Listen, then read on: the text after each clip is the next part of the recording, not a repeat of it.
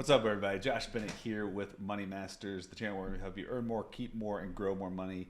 In this video, we're going to be talking about the situation that's going on with Robinhood and GameStop and just kind of the whole debacle and diving into, is Robinhood going to stick around? They have a lot of troubles coming their way with what's been going on recently with the GameStop short squeeze.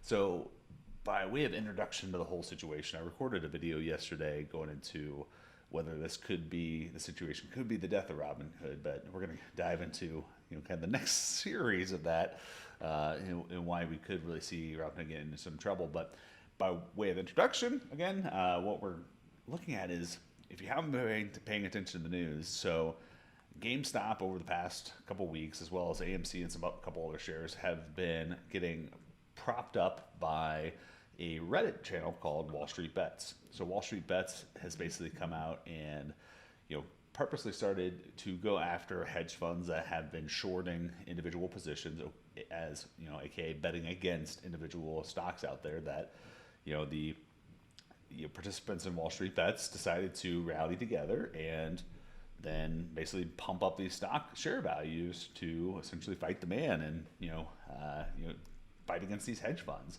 And what we saw is GameStop, stock that trades around $20 normally, is now well into the hundreds. So it's shot up hundreds of percents overnight. And part of the reason is just the community rallying for those stocks.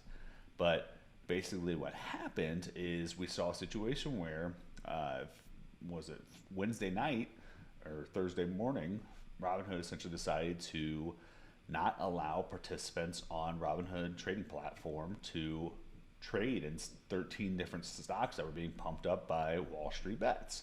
And so you had GameStop, AMC, Naked Holdings Group, or Naked Group Brand Group, and Nokia and some other stocks that were no longer eligible on, so you could basically not buy any new shares. So you could only sell shares. So basically what that means is the share prices could not get held up, and you saw a lot of hedge funders and things like that getting out of their positions, and it drove the stock down drastically on Thursday. So why this could put Robinhood in some hot water is now it's people are starting to lift up the curtain, sort of see how Robinhood actually makes its money. So Robinhood is a free trading app. The way it makes its money is by basically selling liquidity to hedge funds. And so there's now speculation of, did Robinhood basically appease the hedge fund gods and side with big boys at the detriment of the little guy? And so that's going to put enough hot water on them. But as of yesterday, the Robinhood users and aka the Wall Street Bet people fought back and filed a class action lawsuit against Robinhood. And basically what they're claiming is market manipulation on behalf of Robinhood, which is sort of a change of the previous rhetoric, which was that there was previous rhetoric saying that Wall Street Bets was causing market manipulation. But now it's showing, did Robinhood commit market manipulation? And that's what the case action lawsuit is essentially implying, is that they did. And so if we look at, so they basically are claiming that the damages of the GameStop share losses are basically due to unfair market manipulation caused by Robinhood. And basically, since Robinhood allowed sellers and restricted buyers, basically it created a situation where it wasn't a free market situation. And that had a detrimental impact on the stock, as we saw in real time yesterday. Well, looking at the SEC.gov, straight from the SEC's website, we can see that, is this a problem and could this be considered market manipulation? Well, the answer is straight off of their website, where what is market manipulation? Intentional interference with the free forces of supply and demand. Restricting one side from buying is interference with the free forces of supply and demand.